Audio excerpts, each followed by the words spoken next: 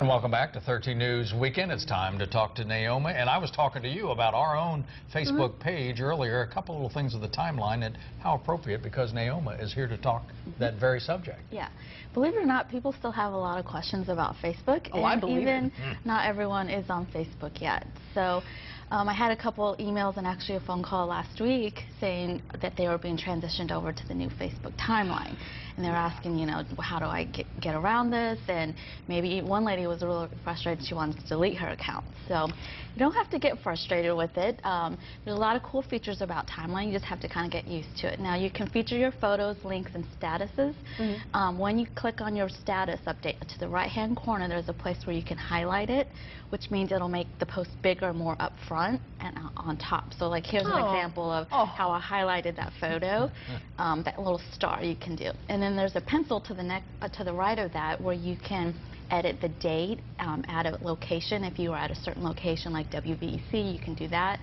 You can edit the album, you can reposition it. And then you can even hide it from your timeline if, let's say, it's an older post and you don't want it to appear at the top anymore. And then, of course, delete it.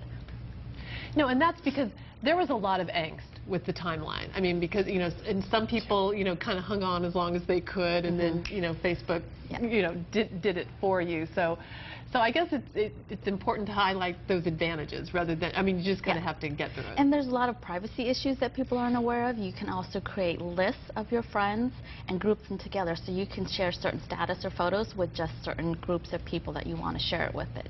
Another thing you do is backdate stories. So again, the timeline is a timeline of your, I guess, experience on Facebook of what you're doing. So you can, there's how you can customize your list. Before you make your status update, click on that public and then choose which group you want to share that post with or that photo with.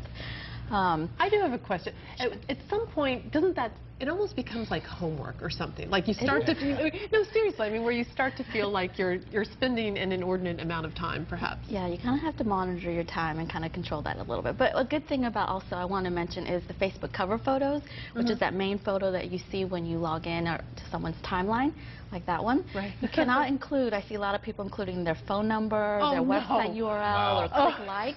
You cannot do that according to Facebook's terms of service. So it can be a photo to feature something about yourself. And there's the apps for WVEC. You can click on mobile apps, watch, and that's where you put your calls to action, not on your cover photo. You use those with the apps on there. I'm telling you, I'm leaning more towards Twitter.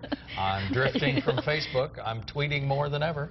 What's that say? Are a lot of people leaving Facebook altogether? There's a lot of people not on Facebook. I'm more on Twitter and Google. Yeah, no, I'm surprised too the number of people who will say, "Oh, I can't see the, you know, this link because I'm not on Facebook," or, you know, "Can you do it?" So I mean, it's, yeah, you overestimate sometimes how plugged in people are, which is why Naoma is so helpful. And once again, we could go 30 more minutes, but we're out of time. So we'll be back.